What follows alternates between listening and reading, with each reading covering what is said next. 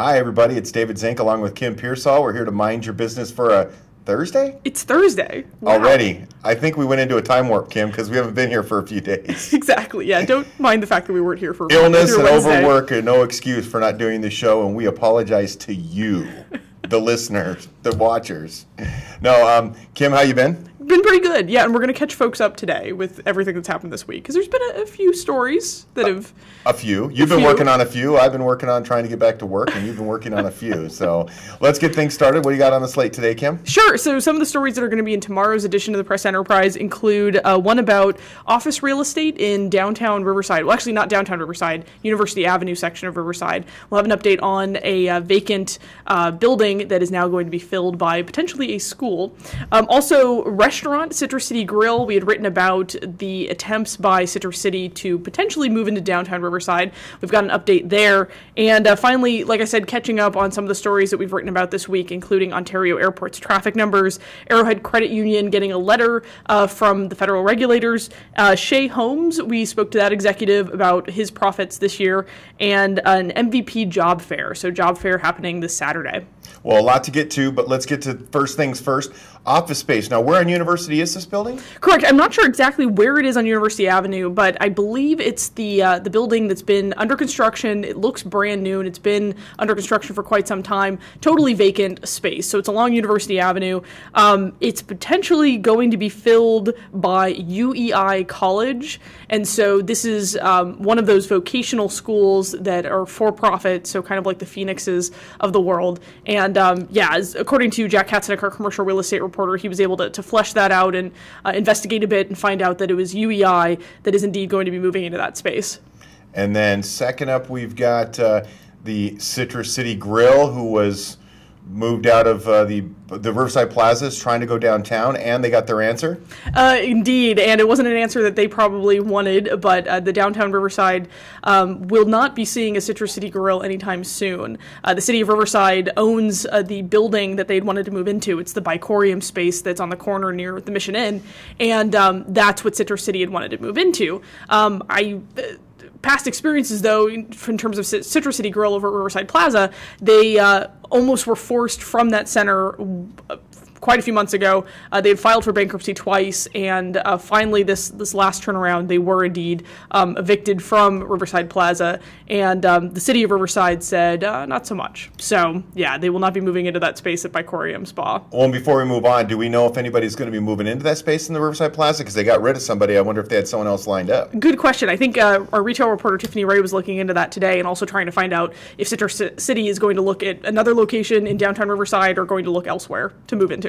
Well, that's good. I can't wait to hear what that's going to bring us. So, and then we had a lot of news over the last few days. Ontario Airport, Arrowhead Credit Union, we talked with Shea Holmes. And, of course, the thing I want to start with, MVP Job Fair. How did that go? Right. So, MVP Job Fair, it hasn't happened yet. It's happening this Saturday. And what they're going to they're expecting 1,000 people to show up for less than 100 jobs. MVP, it's interesting because they were the folks who were behind the electric vehicle pursuit a while back. They were going to make electric vehicles for a Korean firm. But that ended up falling through. They've actually gotten investors into their RV side of things, and so they've been ramping up productions to build more RVs. And they're moving from their Moreno Valley factory into space that was formerly occupied by Fleetwood Enterprises. And so that job fair that's happening on Saturday from, I believe, 10 a.m. to 1 p.m. is happening at 5300 Via Ricardo in Riverside. So that's the old Fleetwood factory. And again, less than 100 jobs, but they're expecting quite a few applicants. And just based on some of the stories that we've heard about recently, they could expect even more than that. So we'll see. And then Shea Holmes, we talked with he's not a CEO, I think he was a vice president, correct? Correct, exactly. An executive from Shea Holmes spoke to us, sat down for one of our weekly Q&As. And what was interesting, though, is that he's expecting profits to return this year for his company. And that would be the first time in 2 years, because obviously they've suffered steep losses being a home builder. That seems to be a good sign if they're expecting those profits to come back.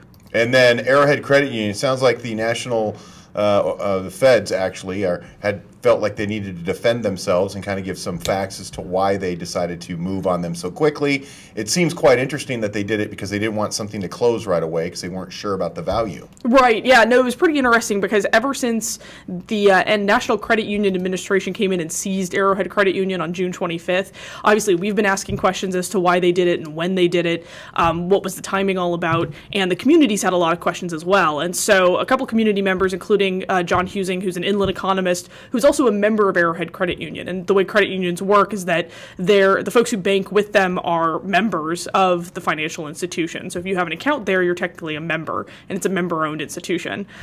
So he wrote a letter to the NCUA asking why this happened and questioning really the seizure in the first place, because a lot of folks in the community have said that they were doing pretty well, or at least improving based on how they had performed in quarters prior.